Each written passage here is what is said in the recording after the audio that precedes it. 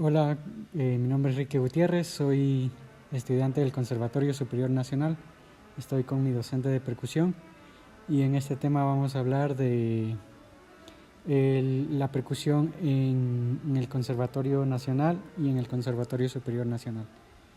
Estoy con mi maestro de percusión, Patricio Villamar. Un gusto, querido Ricky. Muchas gracias por la entrevista. Y bueno, ahora nos va a hablar de cómo empieza la percusión en el Conservatorio Nacional y cómo se dirige al Conservatorio Superior.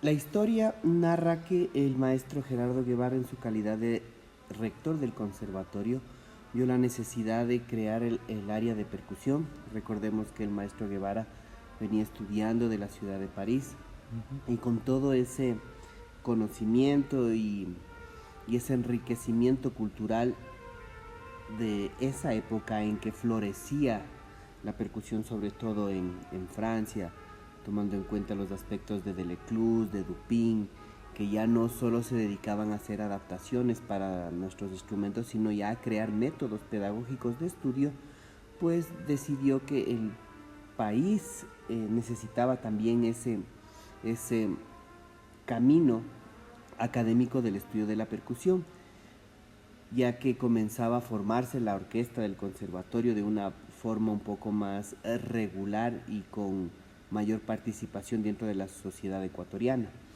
Dentro de esto, pues la persona que tenía un conocimiento académico, porque músicos empíricos y magníficos los ha habido siempre en la historia del país. Bateristas de gran nivel como el maestro Vaca, de los hermanos Vaca, y entre otros nombres, pues estaban dentro de la escena popular de la música. El mismo maestro Porras, que es una eminencia en la conducción de el cómo tocar los ritmos ecuatorianos. Él ha sido fiel testigo y protagonista de muchas de las grabaciones de música ecuatoriana. Pero el maestro Guevara lo que necesitaba y lo que buscaba era que se dé una academia, una escolarización de la enseñanza de la percusión. Para esto, pues, el maestro Carlos Vinuesa, conocido en el medio musical como el cadete, porque él había hecho el servicio militar. Entonces, en el pasado, pues el servicio militar era obligatorio y un requisito cuando los hombres cumplían 18 años, entonces él había cursado esta obligación con la patria, entonces se ganó el sobrenombre de cadete. Y entonces, porque sus conversaciones y sus anécdotas giraban mucho en torno a lo que vivió en la vida castrense. Entonces él era trombonista de oficio, pero al dominar la lectura de partitura, entonces a él se le facilitó mucho leer partitura de batería. Entonces en el Hotel Quito, antes era el centro, la meca de la cultura popular y de las atracciones de la vida nocturna y bohemia de la ciudad. Entonces llegaban muchas cuerpos de baile, agrupaciones que buscaban músicos residentes en la localidad. Entonces, como tú sabes, Ricky, cuando un artista del extranjero viene, pues tal cual como ahora, antes traía su partitura y ese rato pues la gente tenía que leer. Entonces el maestro tenía esa destreza desarrollada de leer y de tocar, junto con el maestro Vaca que te comentaba. Entonces él tenía ya esa cercanía con el academicismo para enseñar percusión. Entonces, al tener contacto, él dentro de ese medio conoció a otros bateristas, a otros percusionistas que le traían pues los libros y la información de cómo enseñar música.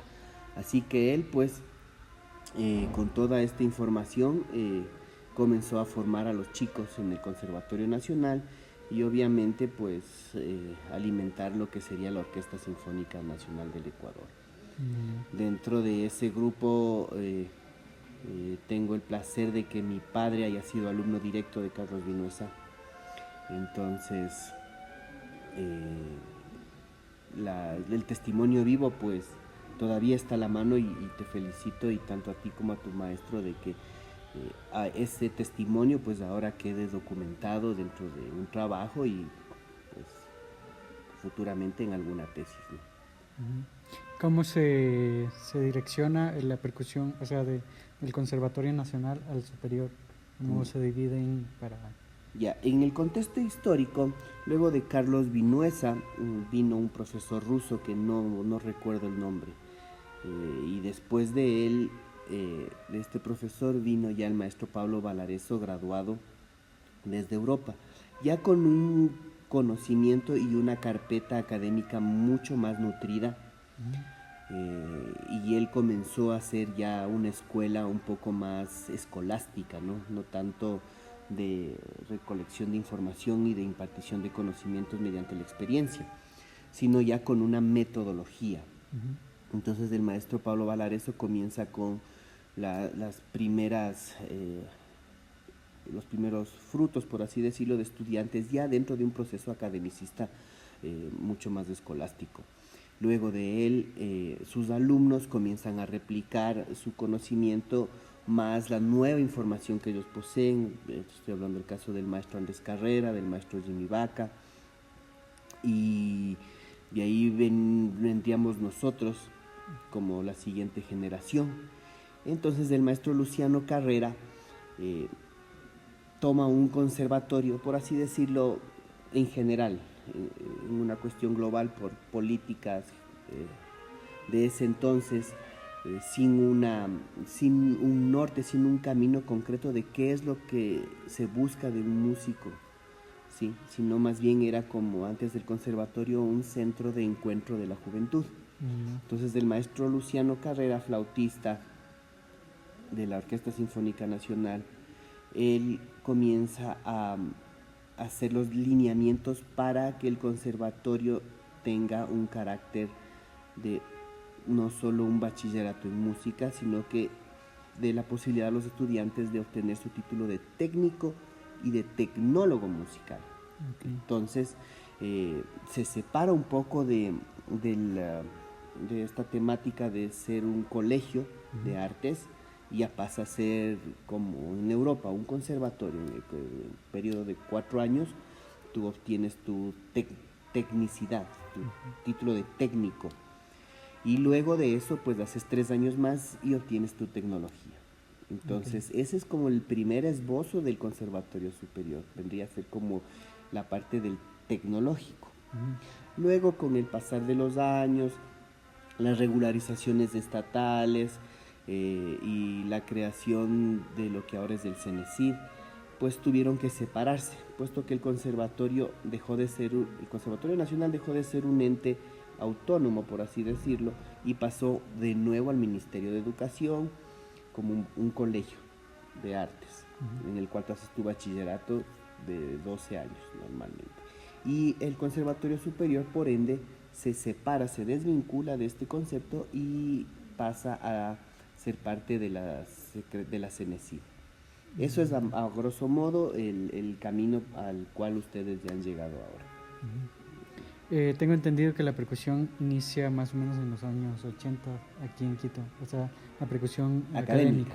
Sí, más o menos por ahí, según los datos, tomando en cuenta esta cuestión del maestro Vinuesa, de este otro profesor ruso que no me acuerdo el nombre, igual en la ciudad de Guayaquil, asimismo, en los años 80, pues con esto de la Guerra Fría y que la guerra cultural y deportiva entre Estados Unidos y la Unión Soviética, pues tanto Cuba como algunos países de Sudamérica pues recibieron mucha influencia rusa en tanto a su educación musical. Entonces muchos maestros rusos pues vinieron a impartir clases y asimismo de aquí fueron muchos estudiantes a estudiar a países de la ex Unión Soviética. Entonces con eso cuadran los años de entre los 80, igual con la venida del maestro Pablo Valareso, ya estudiado desde uno de estos países, sí cuadra con los años 80 y 90, que ya es el boom. Los años 90 ya es el boom porque al haber una necesidad, ya también los criterios y las políticas culturales van justificando el hecho de adquirir instrumentos. Entonces, por ejemplo, en los años 90, en la alcaldía de Rodrigo Paz, se crea la Banda Sinfónica Metropolitana de Quito, y dentro de eso encabeza asimismo el maestro Julio Bueno, que estudió en estos países junto con el maestro Pablo Valareso. Entonces encabeza este proyecto musical y comienzan con la adquisición de los primeros instrumentos de una gama completa para una banda sinfónica. De igual forma en la orquesta sinfónica, ya con este apoyo del maestro Pablo Valareso, pues se compra ya instrumentos de mejor calidad para la Orquesta Sinfónica Nacional. O sea, antes tenían en el conservatorio, es más en la bodega, ahí los primeros timbales sinfónicos que llegaron, pero como te digo, ya habiendo ya tengo el profesor, tengo los métodos, tengo los alumnos, pero también necesito el resto de recursos, que los instrumentos, y llega la primera marimba acá al Ecuador. Entonces, la primera marimba es la marimba de la Banda Sinfónica Metropolitana y luego la del Conservatorio Nacional de Música. Entonces, en ese tiempo, lo máximo que había y lo top era la Muser de 4.5 octavas. Oh, yeah. Entonces, en la que ustedes estudian en el Conservatorio Nacional, y la que tuviste ayer en el ensayo del ensamble de percusión en la Banda Sinfónica. Esas fueron las primeras marimbas que llegaron acá. Entonces, asimismo, el juego completo de 5 tímpanis, 3 congas, o sea, toda vibráfono, campanas tubulares, campanelli, xilófono, o sea, toda una línea de instrumentos. Entonces, porque ya había los alumnos, pero los alumnos también necesitan instrumentos, los elencos, los ensambles, las orquestas, las bandas necesitan instrumentos. Entonces, todo es como un efecto en cadena, ¿no?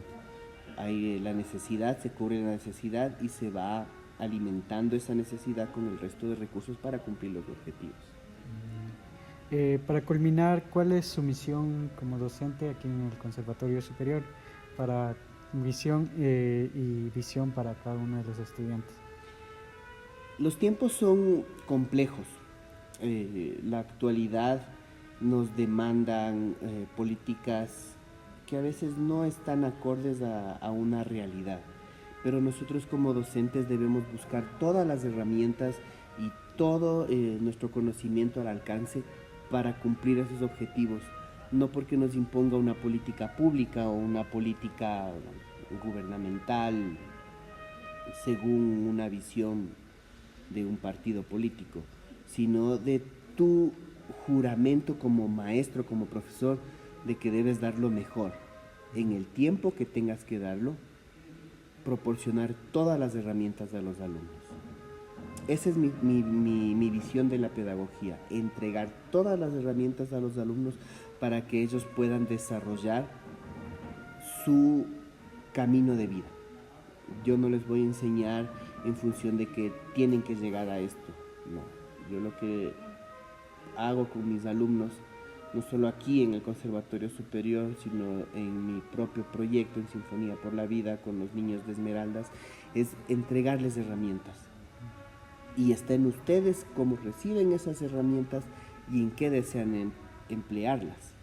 Si desean, con el conocimiento adquirido aquí en el Conservatorio Superior, seguir sus estudios de maestrías, de doctorados, de forma teórica o de forma práctica, sea aquí o en el extranjero, o tener esa visión de pertenecer a un ensamble o crear sus propios proyectos musicales, que lo hagan con la base del conocimiento que les proporciono desde mi experiencia, desde lo que he vivido durante todos estos años como principal de la FOSGE, de la Filarmónica, del ensamble de percusión Tuspar, de este proyecto Sinfonía por la Vida, de mi escuela de percusión, y todo esos conocimientos, pues juntarlos con una esperanza de vida, que es decirles que de esto sí se puede vivir, de la música sí se puede vivir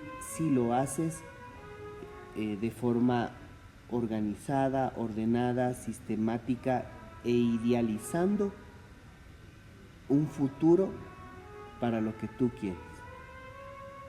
Todos mis alumnos de percusión trabajan en música, estudian afuera Y los que no siguieron música son grandes profesores, son grandes maestros, son grandes profesionales y son seres humanos que han sabido vivir la vida y encaminarse en función de que no todo es perfecto, no todo será de color de rosa, pero está en uno afrontarlo. Esa es mi visión de la enseñanza para ustedes aquí en el Conservatorio Superior. De mí no escucharán un pesimismo de que para qué estudian si ya las plazas están copadas, o para qué estudias si tienes que estar chauchando entre 4 lados. No. Eso no lo escucharás de mí. De mí escucharás siempre una voz positiva, los caminos que se te presenten, y si en el camino pues de alguna vez te caes, como ha pasado con muchos alumnos, porque como te digo, el desarraigo, el estudiar afuera tampoco es fácil, tampoco es que porque ya me gané una beca en Alemania tengo la vida resuelta, no es así.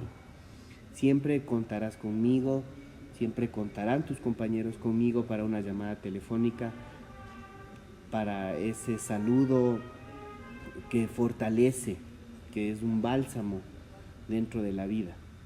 Eso siempre me he manejado como una política de lo que es ser profesor. No solo sentarnos aquí a resolver rudimentos, a resolver obras, a resolver patrones rítmicos, no, es la vida.